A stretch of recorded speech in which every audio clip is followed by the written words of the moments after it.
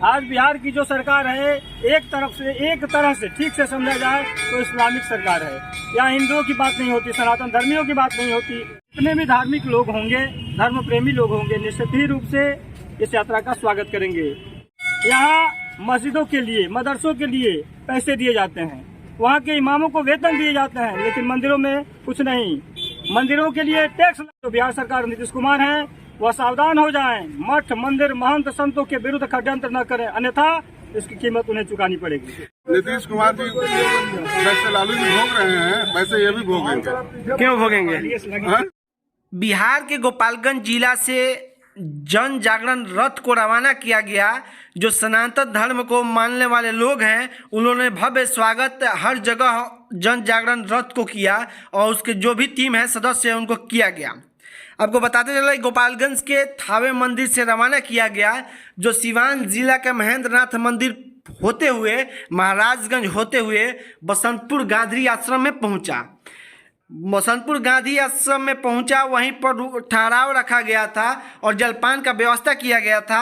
वहीं महाराजगंज के वर्तमान सांसद जनार्दन सिंह सिग्रीवाल ने पहुंचकर जन जागरण रथ के जो भी टीम थे, सदस्य थे, उनको फूल माला पहनाकर अंग वस्त्र देकर उन्होंने सम्मानित किया और स्वागत किया।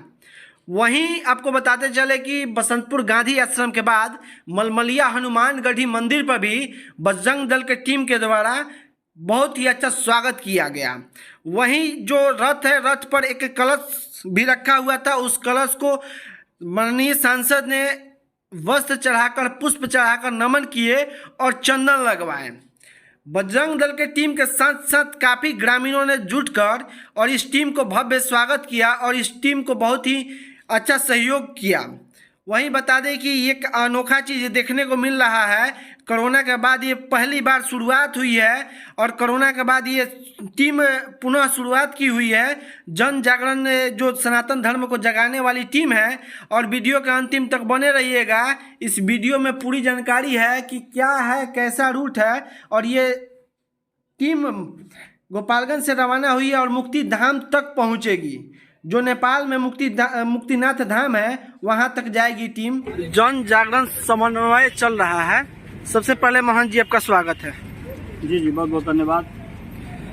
क्या कुछ कहेंगे इस जागरण को लेकर, जो यात्रा आपका चला है, क्या कहेंगे इसके लिए? यह धर्म जागरण समन्वय विभाग द्वारा निकाली गई यात्रा पूरे बिहार के 12 सिद्धपीठों से निकाली गई, जिसमें अपने सारण से, थावे से निकालकर सिवान होते हुए, सिवान के मेहदार मंदिर बाबा महेंद्रनाथ के होते हुए आपके यहाँ पहुंची है। यह यात्रा सोनपुर कल पहुंच जाएगी। आज रात को तरिया में विश्राम, कल सोनपुर पहुंचेगी। उसके बाद यह यात्रा सोनपुर से नेपाल मुक्तिनाथ तक जाएगी। अभी आप बसंतपुर में आपका स्वागत हुआ, मलमलिया में स्वागत हुआ, इन स्वागतकर्ता के लिए क्या कुछ कहेंगे? देखिए, यह यात्रा है, धार्मिक यात्रा है, सांस्कृतिक यात्रा है और जितने भी धार्मिक लोग होंगे, धर्म प्रेमी लोग होंगे, निश्चित ही रूप से इस यात्रा का स्वागत करेंगे। इसके लिए सभी स्वागत करने वाले लोगों को बहुत बहुत धन्यवाद, साधुवाद और आशीर्वाद भी। यहाँ तक कि महाराजगंज के लोकप्रिय सांसद जनार्दन सिंह सिग्रीवाल जी भी आपके यात्रा में शामिल हुए, आपका स्वागत किए। क्या कुछ कहेंगे सांसद साहब के लिए? जी, सांसद साहब बहुत ही धार्मिक लोग हैं और जो राम भक्त हैं वे राम भक्तों का सम्मान करते हैं। हमारे सांसद महोदय राम भक्त हैं, इसलिए हम राम भक्तों को का स्वागत कर रहे हैं और यात्रा में साथ साथ 2 स्थानों पर स्वागत किए हैं। इसके लिए भी बहुत बहुत धन्यवाद और साधुवाद।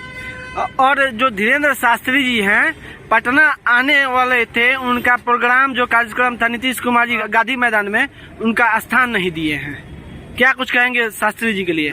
देखिए, बिहार की जो स्थिति है बहुत विषम परिस्थिति है। आज बिहार की जो सरकार है एक तरह से ठीक से समझा जाए तो इस्लामिक सरकार है।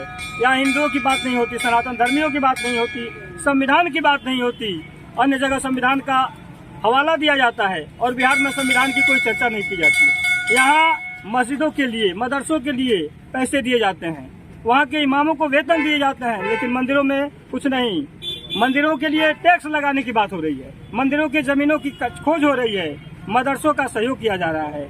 यह जो है इस्लामिक राष्ट्र बनाने का पहला कदम है। और मैं यह कहना चाहूँगा आपके चैनल के माध्यम से कि माननीय मुख्यमंत्री जो बिहार सरकार नीतीश कुमार हैं वह सावधान हो जाएं, मठ मंदिर महंत संतों के विरुद्ध षड्यंत्र न करें, अन्यथा इसकी कीमत उन्हें चुकानी पड़ेगी। जब रोजा खोलना होता है तो नीतीश कुमार जी जाकर टोपी पहन के रोजा खोलते हैं, जबकि रोजा लोग मुसलमान लोग खोलते हैं। और ये क्या कहेंगे, राजनीति कहेंगे या वोट बैंक कहेंगे? समझ ही नहीं पाते हैं कि वही व्यक्ति कभी जनेऊ पहन लेता है, कभी टीका लगा लेता है, कभी रुद्राक्ष का माला पहन के मंदिर चला जाता है। वही व्यक्ति कैसे टोपी लगा लेता है, ये तो सोचने वाली बात है। कैसे उसका ईमान अलाउ करता है, यह बहुत दुर्भाग्यपूर्ण बात है। शर्म की बात है।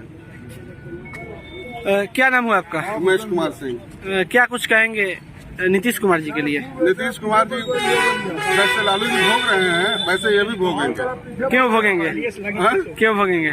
जो कर्म कर रहे हैं, कर्म का ही फल सबको मिलता है। आपको भी मिलेगा, हमको भी मिलेगा। सभी कर्म के फल के भोगी होते हैं। अच्छा, जो यात्रा है, यात्रा में आप लोगों का मलमलिया में बसंतपुर में स्वागत हुआ, कैसा लगा आपको? इसके लिए बहुत बढ़िया लगा और इसके लिए सभी को हमारा हार्दिक धन्यवाद है। एमपी साहब को हम एमपी साहब के लिए दुआ करेंगे कि अगली बार भी वो हमारे एमपी बने, यहाँ के महाराजगंज के एमपी बने और अपने क्षेत्र का विकास करें। विकास करें। धन्यवाद।